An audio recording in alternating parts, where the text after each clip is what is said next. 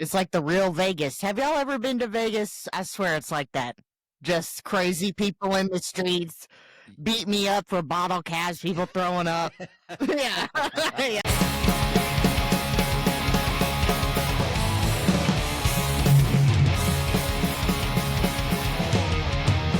Welcome to Cinema So Far, the podcast where good friends talk about great cinema. I'm your host, James, and today we're joined by Paul. Fighting the good fight is mostly a series of humiliations. That's so true. And we're joined by Alex. Drugs? No, I ain't got no more drugs. We have Sydney. Hello, gorgeous. How I've missed you. And we have Travis. Oh, whoops, I think I've come in the wrong door.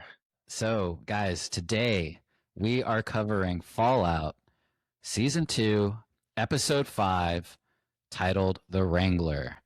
And I was not sure about what this episode title meant at first when I was first watching it. The second time it actually clicked with me that this is the bar that Cooper as the ghoul goes into there in New Las Vegas. What are some other interpretations of this title, The Wrangler, that you guys could think of? Anything? Wrangler's the name of the bar? Yeah. I totally missed that. I was having to really reach here. I was like, oh, maybe, Wrangler means you're like wrangling your demons, but you're losing. That's actually really good to take, though. I think there is a lot of that, especially we're talking about addiction demons. We're talking about the demons of the past, and then literal Deathclaws. Fighting with yourself, your new self, your old self, trying to wrangle it and losing. Is Don't the always ghoul win that one. wrangling Lucy? Yep. True. That's a good one. I think so. Or try to. I would also say, the ghoul Cooper is a cowboy, right? So there's also that, right? An actual wrangler. And then Robert House trying to wrangle information. Those are the exact ones I was thinking of too. Sorry. No, hey, I'm glad I wasn't so far off with my thinking of it, but yeah, those are all, I think, very very good interpretations that can be used for the title. But what did you guys think of the episode? This is something that I think we were waiting for me at least. I really like whenever an episode kind of presents some answers that we've been, answers to questions that we've been asking. And I think this episode gave us some more answers. There was kind of a lot there. And anytime that happens, I'm really happy about it. It did raise a few more questions, but I thought the episode was great. Less comedy maybe in it, even though there was some for sure, and we'll get to that. But there was a lot of action and a lot of suspense, and even just some very thoughtful character development, I would say, in this episode. Some of my favorite parts were when we got to see Lucy go into that the shop, and that scene was epic. But yeah, I love the episode. What did you guys think? I love that it picked up right where we left off, and I didn't get to comment last time about how I love seeing Lucy drugged out. I wish she would continue to stay addicted to drugs. But and the Deathclaws are super cool, and there are a bunch of moments that had me rolling, laughing. I felt that although it's still leading down the path to me seems so slow. It still seems like, they're still keep raising questions without answering a lot of what's been going on. So I'm still anxious at putting some of the pieces together to close those certain parts. I don't mind that they move on to new stuff, but we still keep going back to this without really seeing. Maybe I just want it to move a little faster. You have the Vaulties, that group. It took their whole part of the episode to figure out about the virus or whatnot that Norm was looking and trying to get information on. It's been how many episodes? 8 plus 5, so 13 episodes. We're just seeing where the Ghouls family is. Some stuff I think they're answering it. I don't know that at the end of this season, with the pace that they're moving, I don't know how many episodes there are. I assume 8, but I don't know that they're going to be able to cover enough material between all the different factions and the groups and everything and kind of keep pulling that story together. There's a lot of it I liked. There were some parts that kind of got on my nerves. I feel like some of the Lucy stuff was a bit drawn out, leaning a little too much into the Vault Dweller, fudge kind of stuff. It's gotten to the point right now where I feel like it's kind of getting a little old. She needs to wise up at this point. Yeah, and I agree with Paul too about it. Kind of like it is kind of stretching it out. Between 2 seasons, some of this stuff I think should have be a little bit closer to being answered. But other than that, I think there's, like I said, there's some stuff I really like. There's some good comedy, some good drama. I totally disagree, but you'd probably just tell me to shut the fudge up. There you go. I don't know. She was stealing and lying and cheating and shooting, and she killed somebody in cold blood. Yeah. After she stole from the shop. I got a lot to say about that part and that scene. What about you, Travis? It's really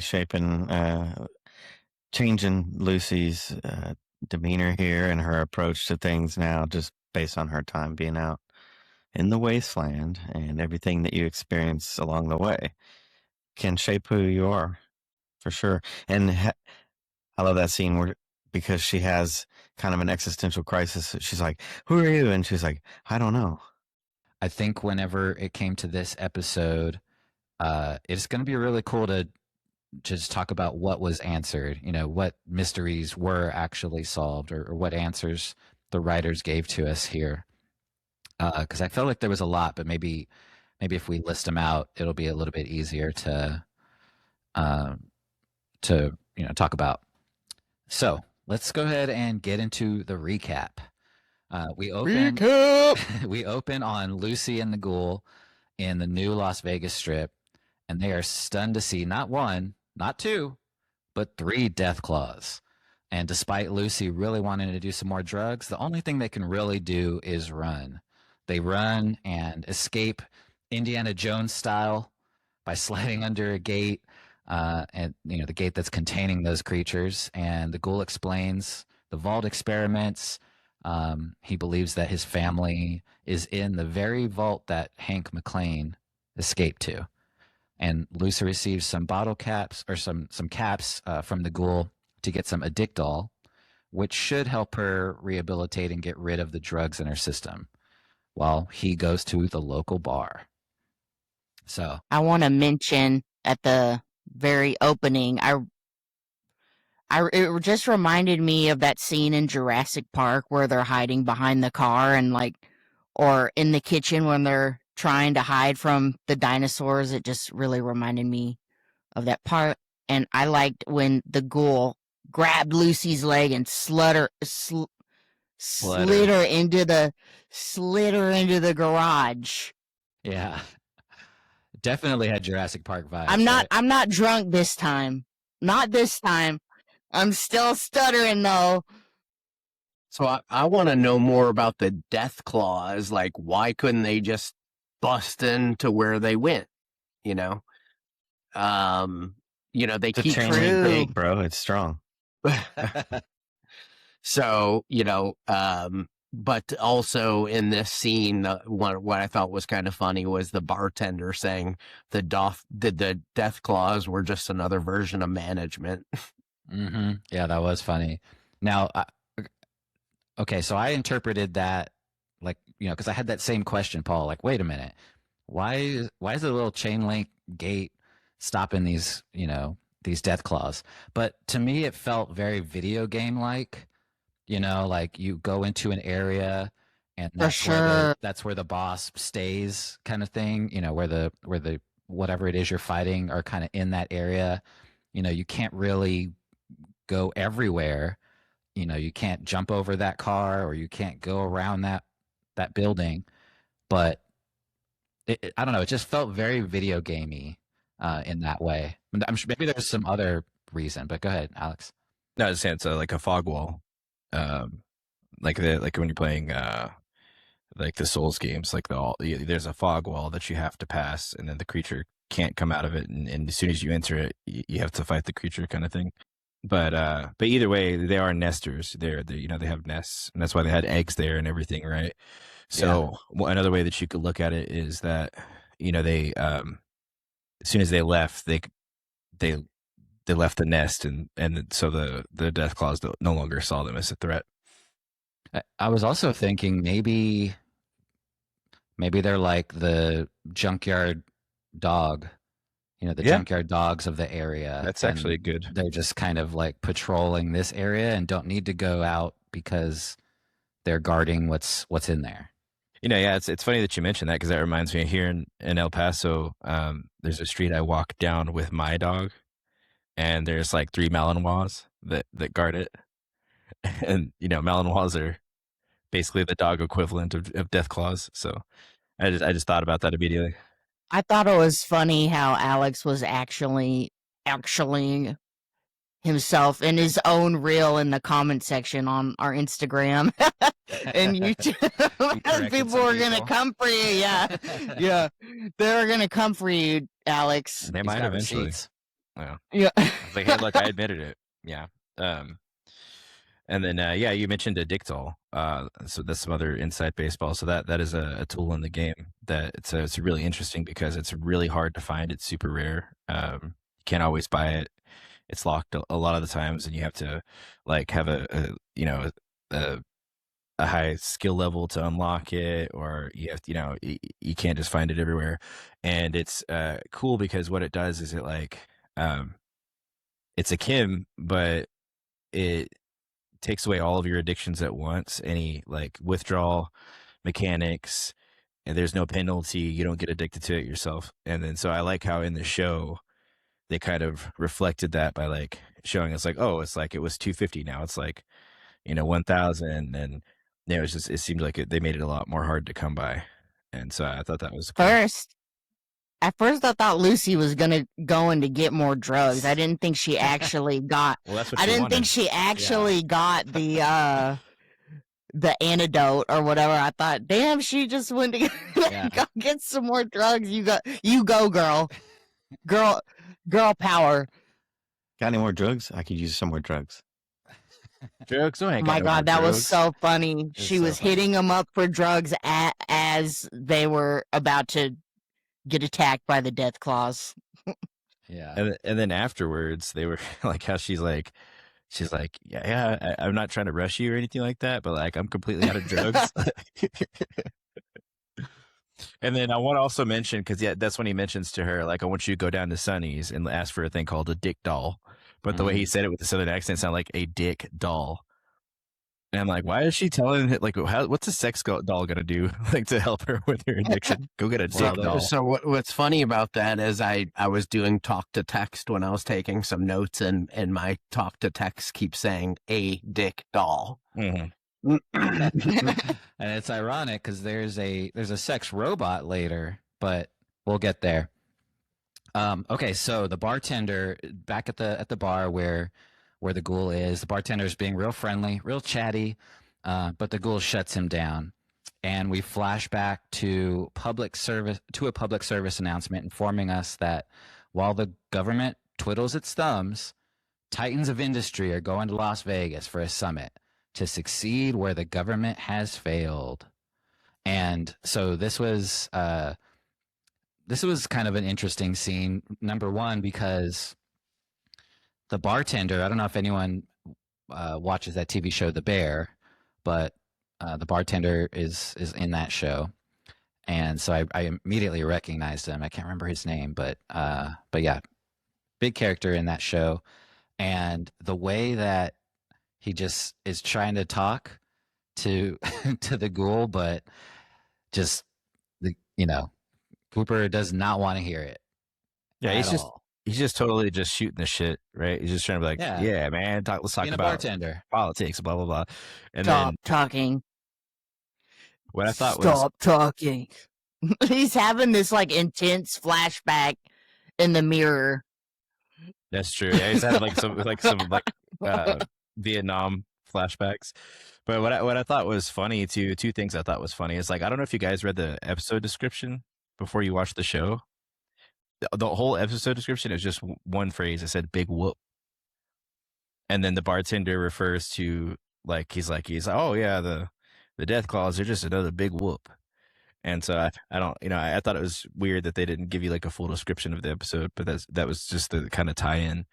But also the ghoul is like, give me a drink or give me some whiskey. And he gives him the cup and he's like, the bottle. It's like, give me the bottle. You don't know the ghoul very well. Mm-mm. And was the ghoul feeling down at that point because he knows what he's about to do? I think so. And by the way, that is one of those questions that was answered, right? Because in a previous episode, we were wondering, like, why is he following Lucy into that hospital? Why does he care so much about bringing Lucy? And he admits it in the episode, like, and I called it.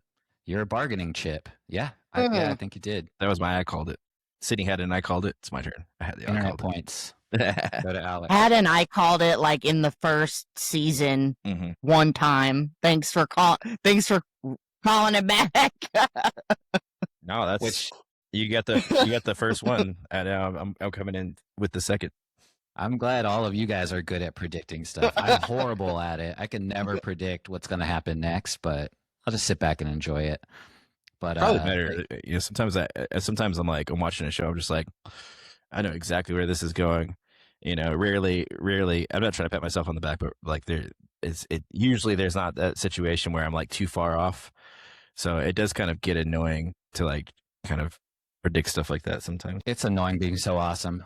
It's true though. I mean, almost every show and every movie nowadays fits a certain format. It's like, oh, here's the girl boss, here's this person, here's that person. Oh, there's some social messaging there, So let's see where this goes next. I mean, I don't know if we were able to predict this whole episode, but that was one thing that I didn't really see coming. But next we go to the airport.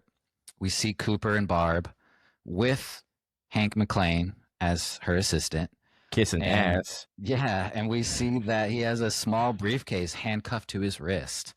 Now, when I first saw this, I thought, oh, is that the keepsake box that is in the vault that Stephanie wants to get to? But I don't think that's right at all. Does anyone have any idea what's in there? I believe I have a good idea, but I just assumed it was the cold fusion. That's what I thought too. Yep. I think that's what it is. Some kind of drugs. Some kind of drugs. Sydney. Some kind of mind control device. Yeah, the TV show to transport the drugs. The TV show would be different if all of them were on drugs. No, but Sid's on the MK Ultra chick. Yeah, that she's over here talking about mind control and drugs. But I was thinking, like, okay, it's definitely that cold fusion that he's gonna, that they're gonna sell. But I also thought maybe that's a decoy. Maybe that's what they want us to think is in there. Well, why would you trust it to an assistant? Exactly. Right. Now, there could be something there. Hank does seem to not have promise, handcuff though. ain't gonna do much, Yeah. I mean, He's In the Bud. Fallout world, I mean, yeah, you just chop that hand right off. Well, we don't see that happen, but what we do see is Cooper pretending to call his agent But what he's really doing is meeting with Moldaver to discuss the assassination of Mr. House. And she leaves him some poison to do the job, but Cooper rejects that and leaves it in the phone booth. Yeah, we can stop there. So she was in the phone booth right behind him the whole time? Right next to him. Yeah. Yeah. I'm just like, why are you talking? Like, just go in the corner, act like you're on the phone and just talk to her. Like, I don't know. It's spy stuff, man. Yeah, it's espionage. I guess. You would get caught so fast. I thought it was The peculiar. drama, the theatrics. I thought it was peculiar that he just leaves this vial of poison right there in the phone booth for anyone to just come and pick it up, Yeah. like not knowing what it is, or Maybe that's a plot device later. You know, maybe they somebody go takes back it. to the airport. Yeah, like they had somebody. Wait, he's got to go back to LA, right? Like maybe somebody grabs it, and I'm just like bullshitting right now, but somebody grabs it and they kill. Maybe Charlie thinks it's whiskey. Charlie White thinks it's whiskey, and then he kills himself. Spin off. But after that, Cooper and Barb arrive at the Lucky 38 in Las Vegas, and a protester slaps Cooper's window and basically calls him a sellout. Because you start to notice like his picture and all of this stuff is all over there. So he's the campaign is successful. Significantly influenced the American people. Yes, successfully done as a puppet for Barb.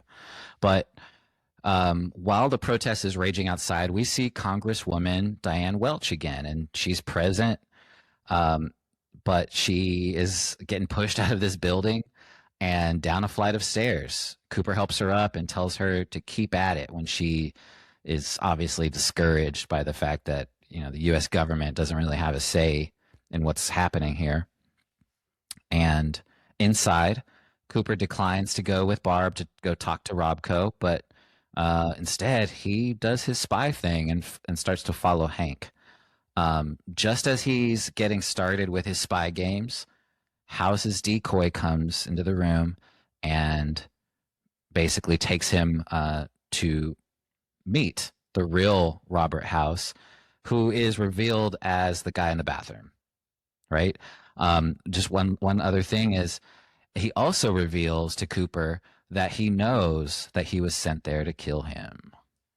Dun-dun. So real quick, if you don't mind, I actually wanted to go back. I did miss something when Moldaver and Cooper were talking that I really liked. There was some dialogue there that I thought was pretty formative and kind of, gave that moral structure to Cooper, where basically she says, like, you're a soldier.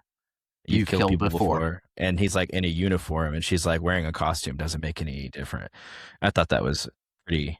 And she said basically the ends justify the means, and killing one will save millions. And then he says they all, or something like what he said. People have been saying shit like that for years. So that the dialogue is just very honest on both sides. So I really did appreciate that. But and symmetrical, because she calls him that at the beginning of the episode, and then Mr. House calls him that towards the end of the episode. Yeah, you're a killer. So yeah, I think that was really cool that they bookended it that way. And then back to, we're doing the casino bit, the dialogue, and Paul quoted it at the intro, but some more great dialogue was what Diane Welch had said to Cooper. What did she say, Paul? Fighting the good fight is mostly a series of humiliations. Yeah. Oh, okay. And then I like that she looks up and she's like, Cooper, and he's like, keep at it. Like there's that kind of like, it's just a really cool moment. But then they shift into the interior, and people are talking about how they're going to run the government like a business. Yeah. Yes. So these aristocrats, can't get over that government is run in this way to, whatever they may be thinking about, protecting all people, et cetera, et cetera. And they're saying, hey, we should be running this like a business. And to me, running it like a business is profits over people. And, we need to, basically line their own pockets, take care of themselves, and not worry about everything else. It's like, it's almost ripped from the headlines, right? Like I hear that a lot from people even now. So that's really interesting. And I wonder, as we're seeing this Congresswoman Diane Welsh again, like, she recognizes Cooper from the award ceremony, but I wonder if we're going to see her again, or if that's just the writer's way of letting us know that the government really doesn't have any power. The government's pretty toothless in this whole planning of what's going to be happening with peace. Well, I'm surprised she had returned in the first place, to be honest with you. I thought she was going to be a one-off, but I think maybe she's that kind of there's got to be a term for this in writing, but she's kind of like an anchor, She's always there to kind of counter the mood, in a sense, to be the kind of the voice of truth, I suppose. She has her principles, and she's fighting for those who are not.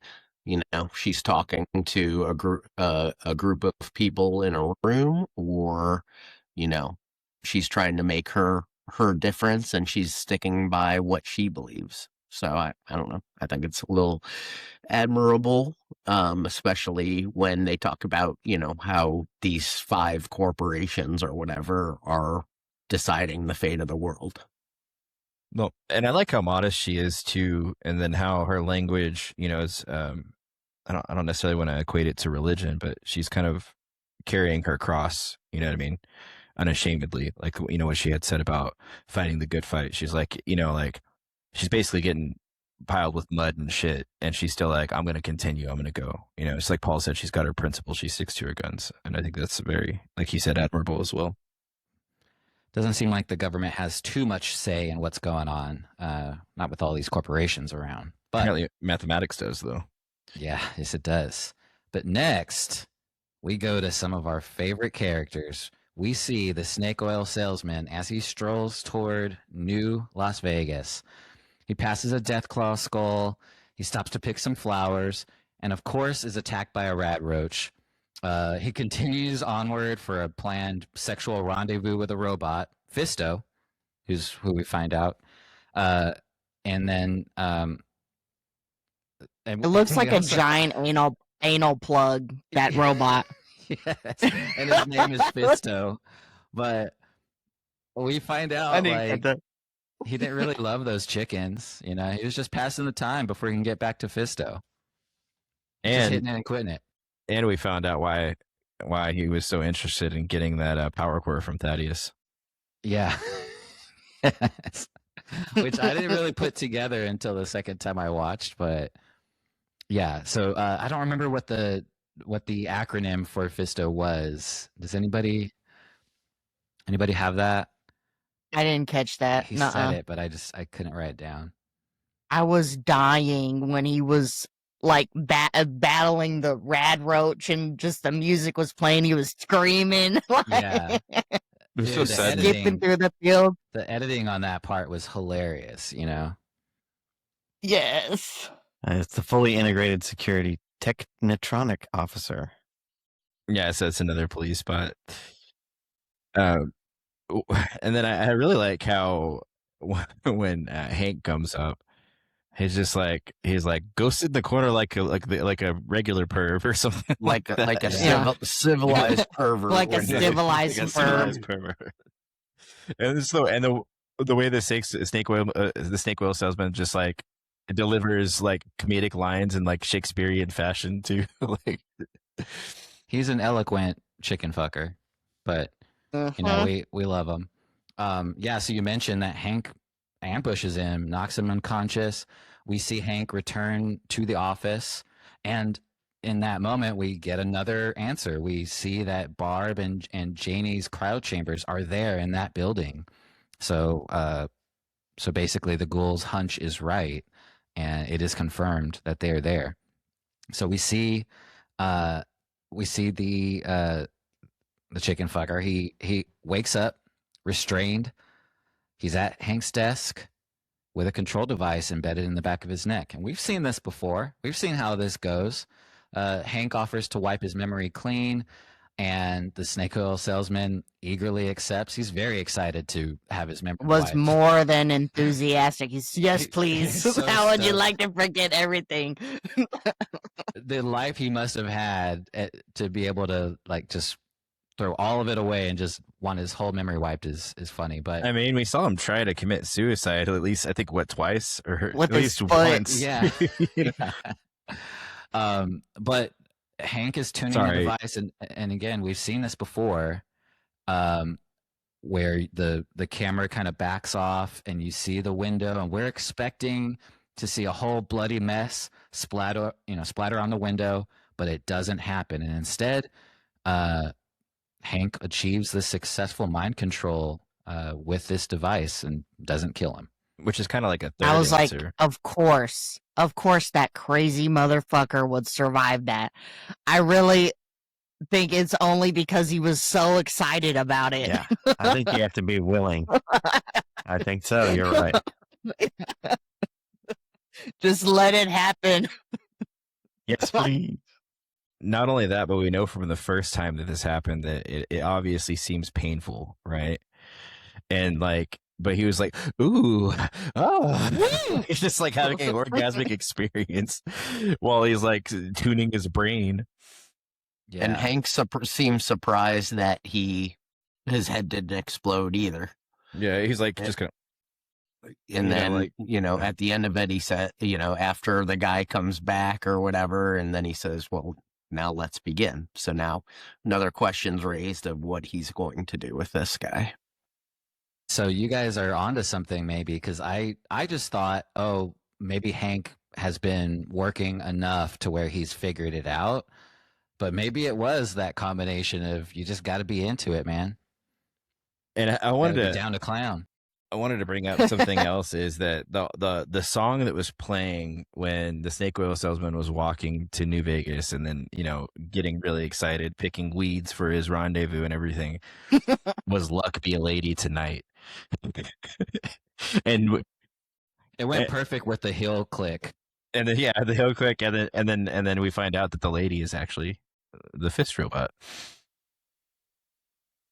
Which I didn't even realize. Like when you said giant it was like a anal butt plug, plug. that thought didn't even occur to me, but I can't get out of my head now. I didn't even think about it when he was collecting the flowers and everything, that's what it was for.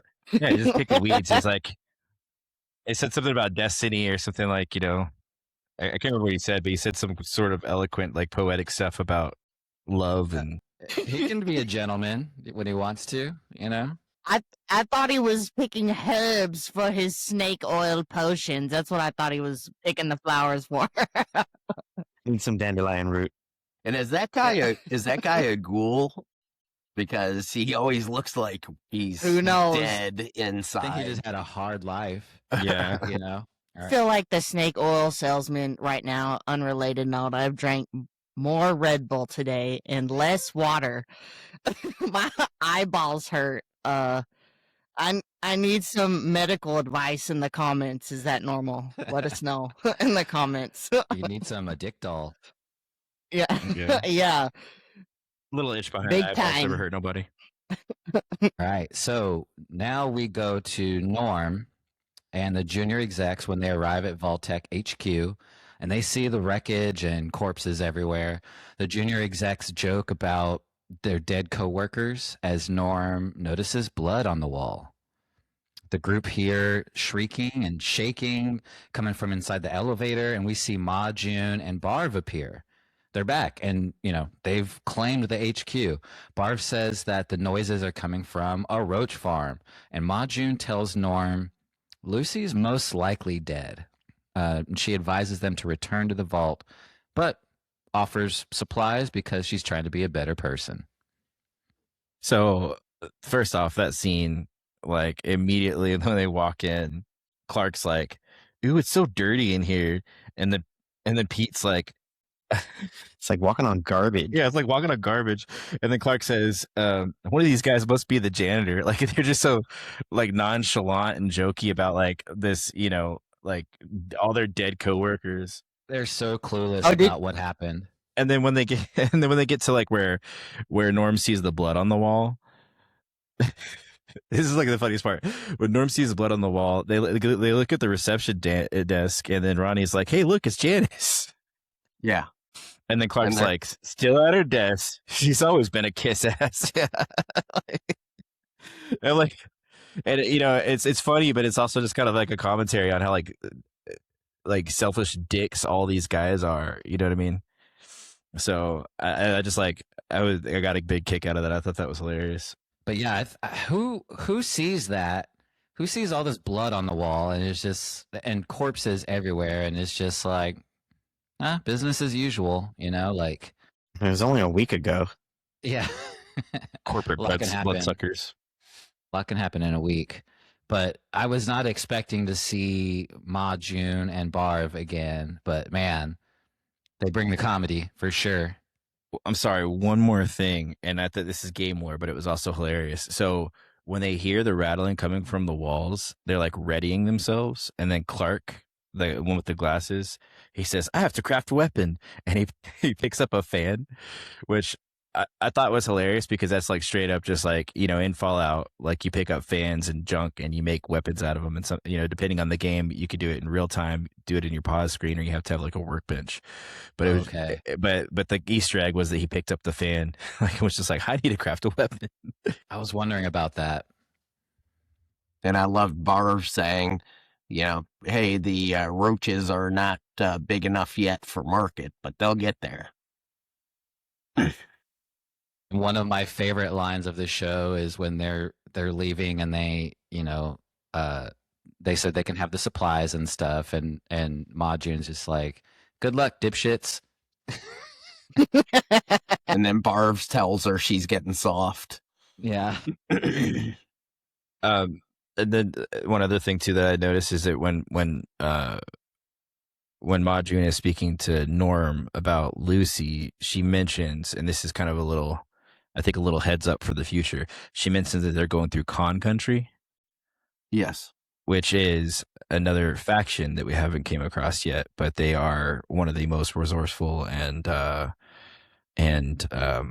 elusive and durable raider clans and all of Fallout. So I'm excited to see where they go with that because they kind of name dropped. All right, Alex, you're forcing us to put spoilers in our title for this episode, but yeah, I can't wait for another faction too. Like, I feel like it's one of the best parts of the show is just getting to see all these different groups.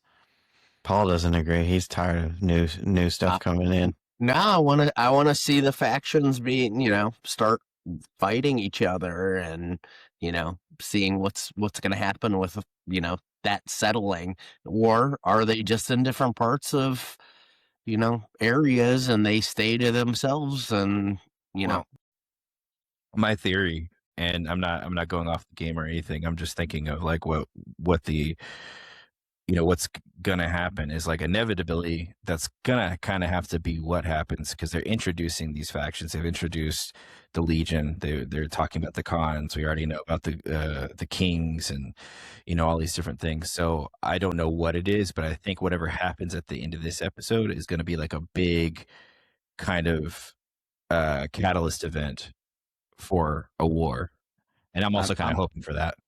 I'm predicting a Royal Rumble, ladder match. All these factions are trying to go after something, and whoever gets it first is the winner. But we'll see. Probably Cold Fusion. We'll see. Yeah, probably. Okay, so next, Lucy arrives at Sunny's, the shop where she sees some Addictol, and she realizes she cannot afford it. But like a true addict, she just breaks in and steals the Addictol. She also takes a power fist. She finds the shop owner Sunny's naked body in a barrel, and someone else that's there who is pretending to be the shop owner in very tiny clothes confronts her. After a brief conversation, Lucy realizes he murdered Sunny and is about to draw a gun on her. But like just like Han Solo, she shoots first and kills him. And just as that happens, a woman walks in and asks Lucy, "Who are you?" And Lucy thoughtfully ponders and says, "I don't know." So yeah, that was such a well-written scene, I think, because you get so many different reveals in these steps. Like, you see, when Lucy comes in, you can see the guy coming downstairs, and if you notice, he's wearing shoes that are way too small. Or sorry, way too small for him. His heels are hanging out of the back, and that's like a clue that this isn't the actual shop owner. But then it's just like revealed in steps, in stages. Well, and she even asks him, and he's like, no, he left town, and then she asks about well, who's the guy in the barrel, and why is he naked? And the guy's like, what do you mean, why is he naked? People don't rob stuff being naked. He was like all offended that that she was wondering why they were naked, but. Obviously, to me, that's what I'm saying. He said that because he robbed it naked. Exactly. He didn't have any other clothes. Right. Yeah, he's like, it's totally normal. People rob the police naked all the time.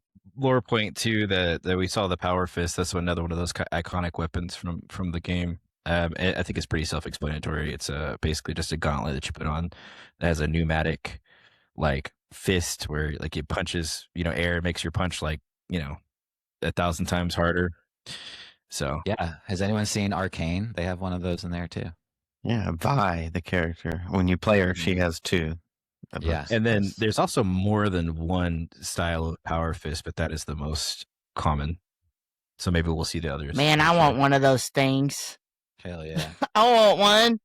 This scene really made me feel the video game vibe, like getting the super punch and getting the antidote. Just how everything's laid out. Yeah, but the guy in the trash can was some Rob Zombie shit. Like, if there wasn't some comedy mixed in there with it, I'd probably see it when I close my eyes at night. Whoa. Yeah. Creepy. Yeah, it definitely felt like a video game vibe when she's going in there looking for supplies and stuff. And then, again, just a really well-written scene because nothing felt forced or just incomplete. Everything felt like they were telling the story and all the beats were hitting. And I think a strong character moment for Lucy where she's realizing like, man, how far have I come? Just being out here in the wasteland. I thought it was also messed up that she said, don't reach for that gun or I'll maim you. And then just shoots him dead. But she thought about that after she saw him laying there, and that was to me like a significant realization in her world of, I've gone from trying to shoot people in the leg or the arm or whatever to I took it, I shot him and killed him without even maybe realizing what she was doing at the time. It was just a reaction. Back at the Wrangler, the ghoul grabs his bottle and he heads upstairs and his flashbacks intensify. So then, we kind of cut back and forth. House reveals that he knows Cooper was hired to kill him. House tells Cooper that he's been tracking him and that their destinies are mathematically intertwined. Cooper's told that not only is his presence accelerating the apocalypse, but also that the predicted date that Mr. House has aligns with Cooper's daughter's birthday. He tells Cooper that he has a hand in the destruction of the world. And House believes that the hidden third party is involved and are likely the ones who created the Deathclaws. There's a whole lot of stuff that Mr. House just kind of dumps on Cooper here. And a lot of it is revealing, he's basically saying that he's not the one that's going to push the button and that Cooper somehow is changing the outcome of his predictions. He's predicting that this stuff is happening and for some reason Cooper is changing it. But yeah, a lot of revelations, a lot of reveals in this little piece here. And also House talks about how he was in Alaska with Coop during the war, and not physically, but he had some software in the T-45 armor. He saw what he saw, and he saw the demon in the snow. And he believes that the future is connected to the demon in the snow, and to the future of the great nation. You know, he mentioned that when they're kind of going through who it could be, he mentioned that it's none of those idiots at the meeting. So he's discounting all of the corporate heads. And then Barb was mentioned as a potential, but he said, I don't know. But he said whoever created the Deathclaws is more likely the one that's going to be behind the nuclear destruction. And then the Deathclaw is, as Paul mentioned, you know, the Deathclaw will have something to do with the future of the country, but also Barb herself. And then, but right at the beginning, though, and I think it was actually at the end of the last scene when he met Howard, or sorry, when he met Robert the first time. But one of the funniest scenes was like, Robert goes, he's like, "Hi, Cooper, I'm Mr. House," and he goes, "From the fucking toilet." Yeah, from the toilet.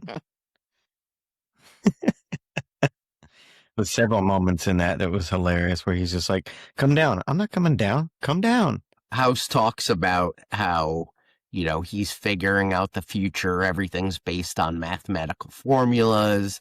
He obtains technology at the time when it's, I guess, the cheapest or most lucrative.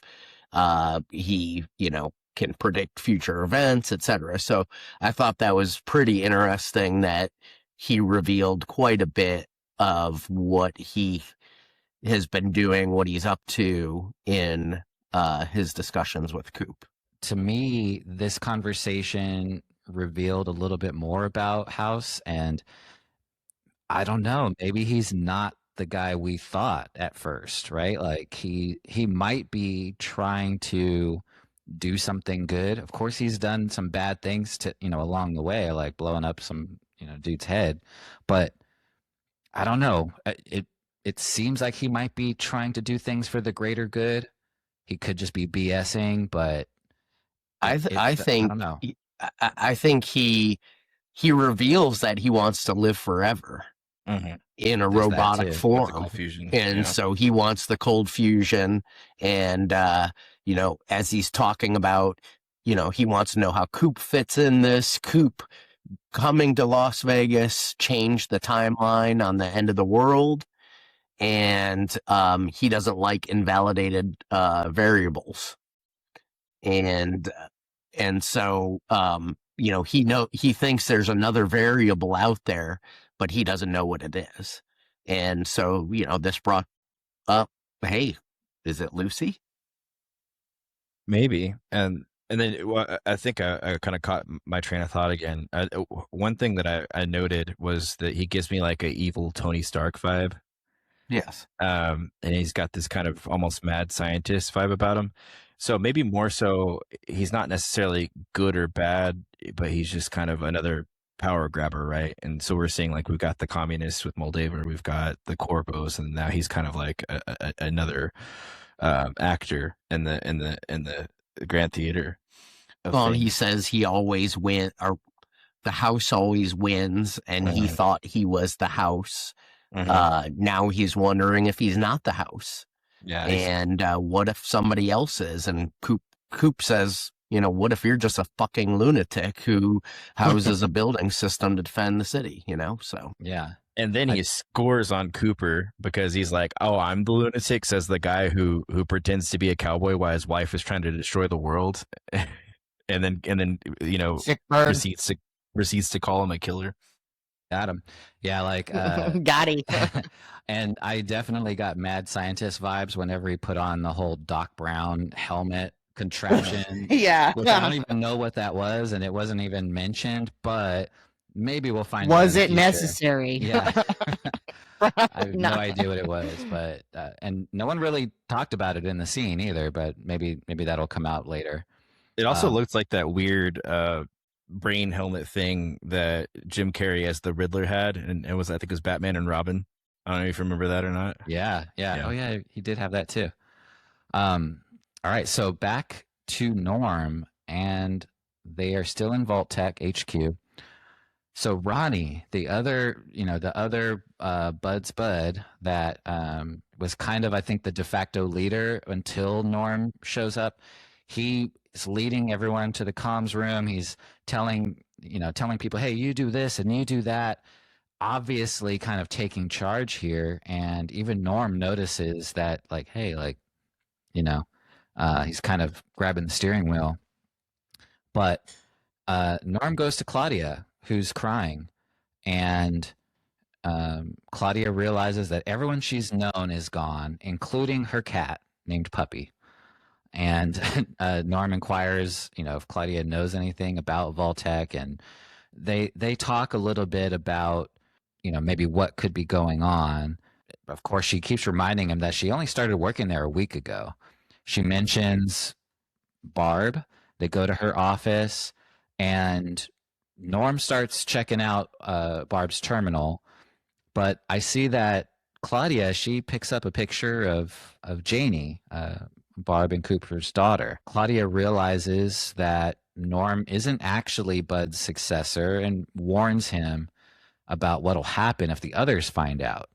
But she goes to get a drink, and Norm is hacking into the terminal, trying to find out about this thing that he pulls up called FEV, which Called it. which we thought was Future Enterprise Ventures, but turns out is Forced Evolutionary Virus. So as Claudia goes to get a drink, Ronnie storms in, rips out the computer cord, and attacks Norm because he's heard that Norm basically admits that he is not who he says he is, and so that kind of leads to a whole struggle and Norm getting choked out by the cord. So yeah, a lot in this scene. An interesting thing I noticed was I paused it when he was looking at the computer to see what the virus said, and it said it is a gene-altering agent for organism supercharging. Yep. And I'm not going to spoil, but this is going to be big. This is a big. A lot of stuff comes from the FEV. But I thought it was clever how they cleverly titled it for misdirection, that it was future something economic ventures or something like that. Future Enterprise Venture. Yeah, that's what it was. And then then one thing I noticed too is that Ronnie, that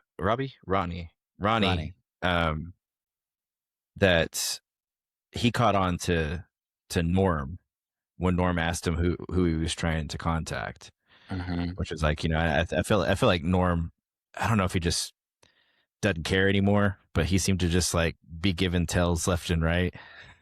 And I didn't think it was particularly smart of him to tell Claudia, even if she thought that he could trust her, that he was something different.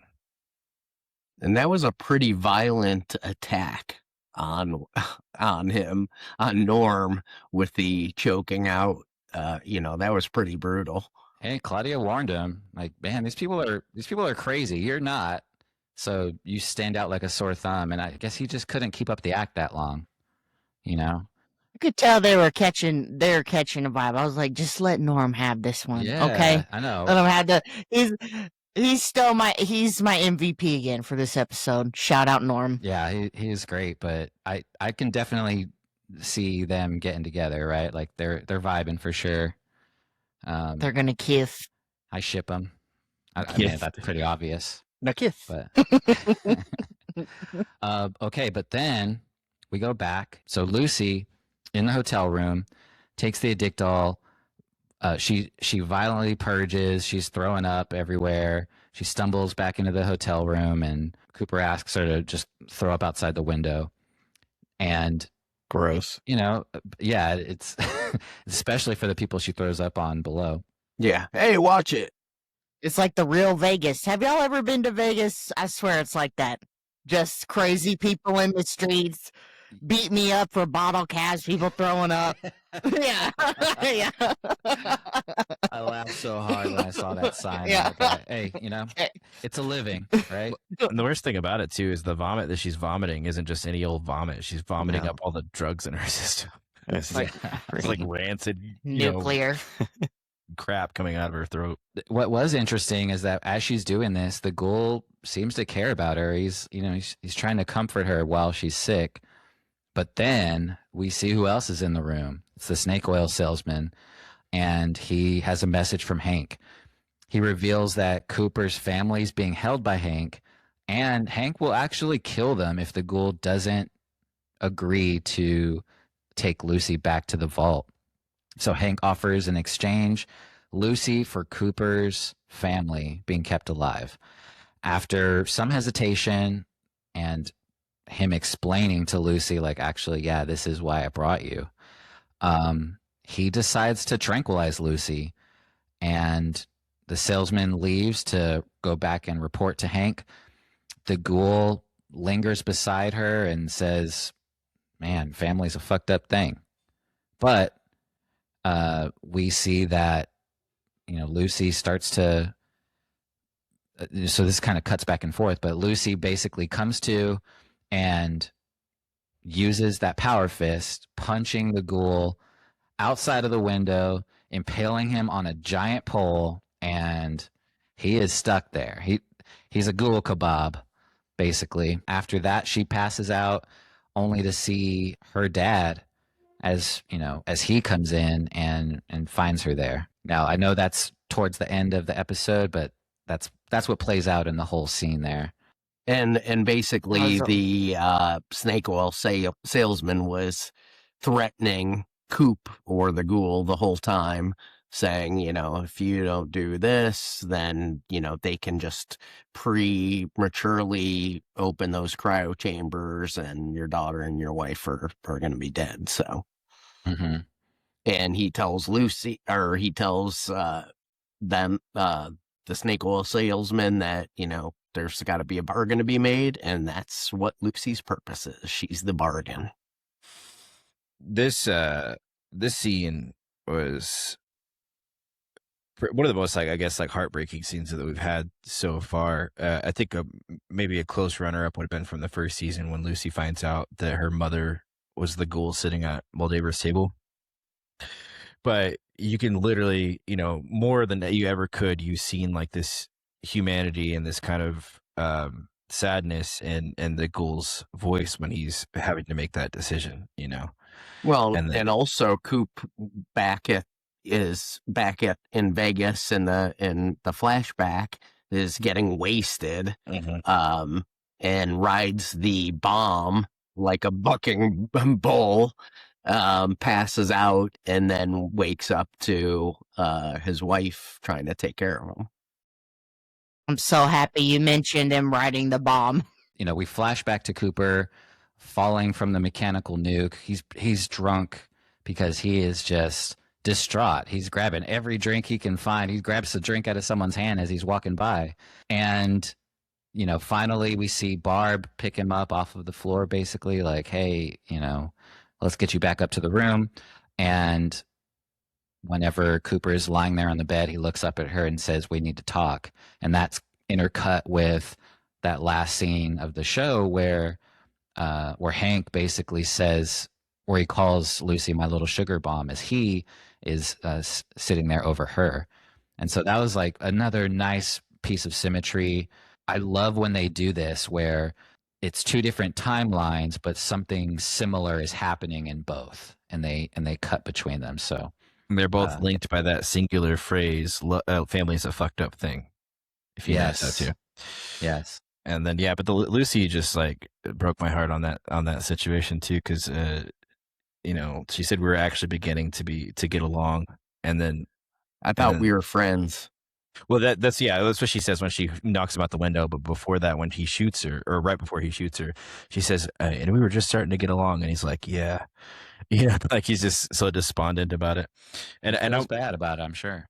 And I'm wondering, while he's like impaled by that pole, if in his brain, if he's like mad at Lucy, or if he's just like, fuck, I deserve this. Yeah. That was my top moment of this episode. That ending scene was really intense, and I'm wondering where it's going to go next. So we're left with a lot of scenes like that where we're just like, oh shoot, like Norm is unconscious. Okay, the ghoul, is he dead?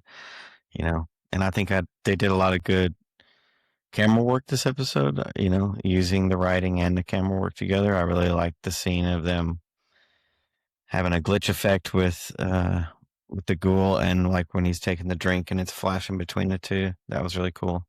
I'm glad you mentioned that because I wrote that down and forgot to say it when we were in that transition.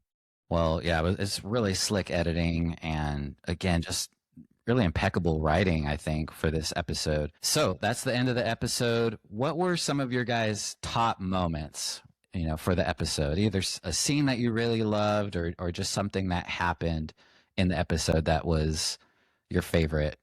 For me, I think the top moment was when Lucy is going into the shop and realizes, like, man, she is really fallen from where she was before when it comes to like her morals and, you know, just what made her her. And that realization, along with just how well written that scene was, where it just revealed all of these things. That was my favorite. I loved it. I felt like I could watch it over and over. What about any of you guys? You have some top moments? For me, it was between what you just said and the betrayal between Lucy and the ghoul, but that was my second choice because it just flashed me back, or reminded me that, wow, this is a video game. Originally, it just felt like such a video game moment, and I thought that was really cool, an immersive scene. I did like Lucy willing to do whatever she needed to do to get what she needed to get. And I thought her interactions with the ghoul of, you could tell at times, they did care for each other, or maybe they didn't. And, they're kind of changing each other over time. And then, of course, the chicken fucker and his scenes were pretty funny. So, wait, so what was the top moment you had? Is that like your MVP? It was Lucy, or what was the top moment or scene? The top moment for me was her going in and stealing that stuff and shooting the clerk, or whatever we want to call him. Yeah, the pretend clerk. Shows her growth, for better or for worse. The top scene for me would have to be, just because, and I think Travis kind of mentioned this, but the top scene for me was the ending, where the transitioning between, because it's very well done cinematically. I like the cinematography between Cooper and the ghoul, the flashback to flash forward, in the betrayal scene. And yeah, because of the cinematography, because of the emotional depth of the situation, because it did show, you're kind of seeing Cooper shine through the ghoul in that moment, and you're seeing the ghoul is less hardened and kind of a little more maybe sentimental about the situation that's going on. The whole episode was pretty good. It was hard to kind of narrow it down to one moment for me, but I think just as he's seeing Mr. House again, finding out who he is, that unfolding, that's what leads to him just drinking, and like everything is just out of control. But it's just how that all unfolded and how they wrote all of that. Yeah, that was great. A lot of knowledge bombs there. A lot of information that we got for this episode that we were really wondering about since the beginning of the show. Really, awesome. Okay, now what about MVP? So who stood out the most to you guys in this episode? Who do you think stole the spotlight? Crushed it either performance-wise or character, from a character perspective? I want to say Norm again, but also anytime the snake oil salesman shows up, he's going to be my number one forever. Yeah, he had a lot of screen time in this episode too. Yeah, no. So initially, I was gonna say, for the same reason that I liked my favorite scene, my initial pick was gonna be Cooper and the ghoul, right? One and the same. But as we're going through this episode and kind of recapping everything, I'm gonna go ahead and pick Ma June because she's trying to be a better person. She deserves credit for that. She's dealing with Barv, Oh, easy. and I was gonna say earlier that she's trying to be a better person thing. That made me think when I watched that maybe Lucy did rub off on her a little bit at Philly. Yeah, Lucy's having an impact on the world, whether she knows it or not. Mm-hmm. Lucy would be my MVP. I mean, she's drastically changed who she is. Again, to take care of business, and even her punching the ghoul out the window because she was basically just pissed at being set up or whatnot. I thought that was really good, and that would be my MVP. No, I'm trying to think. Her name was Claudia. Was that the girl? I don't know. I think she kind of like did pretty good. Just talking to Norm there and like, hey, I've exposed you, but hey, it's okay. Like I get it. It's all good. Those other people are dicks, anyways. Those other guys are all dicks. I don't know. Her scene really just stood out to me there. And she needed a drink, and was gonna, hey, do you want one? And Norm's like, I've never had a drink before. Yeah, she was like, oh, I want to change that. That made me just think of something, and I really hope this isn't the case, but I've got a potential theory here. What if Claudia was setting it up the whole time? Yes. And then left the room so Homeboy could kill Norm. The language of cinema was she didn't know that he was lurking there behind the corner, so she just kind of walked off unaware. But I thought the same thing, Alex. I was like, man, I wonder if she's just too good to be true, and she's playing this. She's setting up this whole thing. But I had the same thought. Now, what we call that is a honeypot. Exactly. So for me, the MVP has got to be Lucy.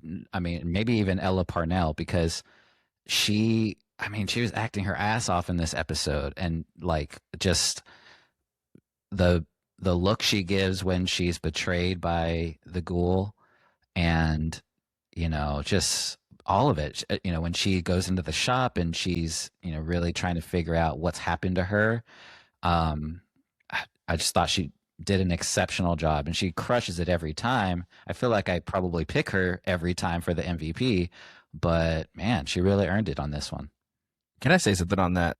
That it's earlier when I said like there were certain things that I didn't like about the episode. I agree with you on the last half. Like Ella Parnell's acting was pretty awesome, and I don't know if this is the writing or not, but that very first half with my dad would just tell me to shut the fudge up. Like I don't feel like that was necessary, and to me that seemed kind of cheesy and overdone.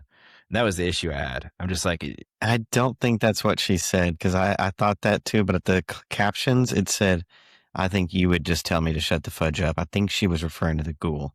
No, either way, okay, maybe that makes a little more sense. But either way, it still just kind of felt clanky to me, that they're just kind of almost trying to force like the okie dokies and the fudges, and I know that's kind of part of her character, but I feel like it's like, hey man, he's back on that a little bit, but definitely towards the end, I'm very inclined to agree with you, James, that betrayal part, her acting really shined through.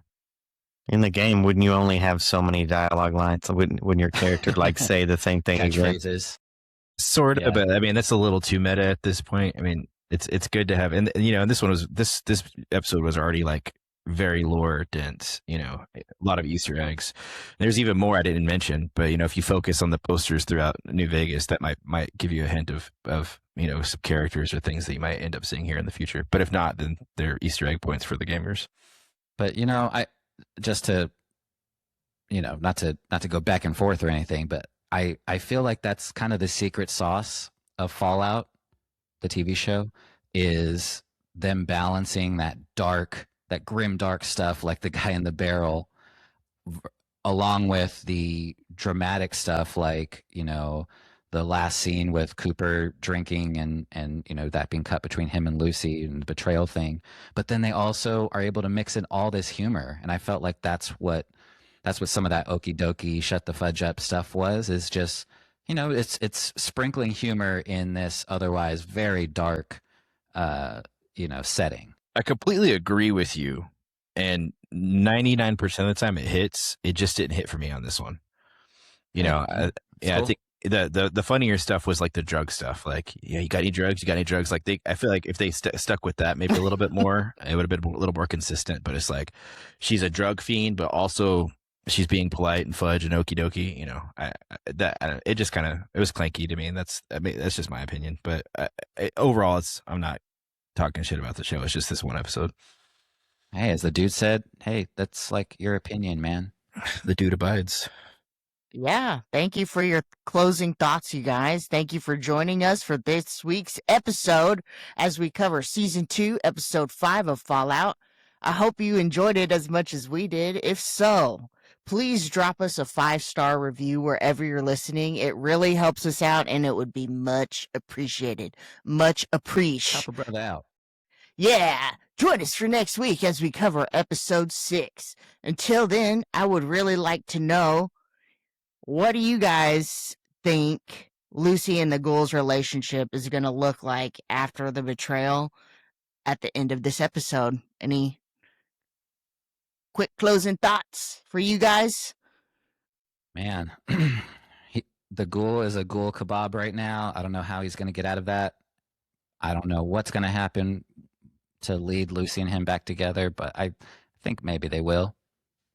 I want to know I'm eager to hear what the talk between Barb and Coop is after he wakes up and says, we need to have a talk, and how that relates to his search for Barb and his daughter. Because, you know, does he think he's going to find them and they're going to live happily ever after? Or does he have some more questions that he needs answered from Barb? Yeah, for me, as far as their relationship is going to go in the future, my theory, what I think, and I'm really, you know, eager to see how this turns out. But I think that the Cooper, or rather the Ghoul, is going to be riddled with guilt, and then he's actually going to go to try and reconcile with Lucy. But Lucy at this point is going to be fed up. It's just like, no, I don't want to have nothing to do with you, and that's going to be kind of their conflict point until I think eventually something's going to have to give, and they're going to have to, you know, reconcile their emotions. Yeah, I just need to see if the snake oil salesman, if he's now, you know, qualified junior associate, if he's got a new name, does he get a badge? Does he get, you know, what does he get? He's got the outfit. But yeah, man, I don't know how he's going to come back from the Ghoul kebab. So I would love to know. Let us know in the comments your predictions, your theories, anything you got. And if you're a fan of Fallout and movie and TV nerds like we are, please like and subscribe. Hit that notification bell. Till next week, that's a wrap on this week's episode of Cinema So Long.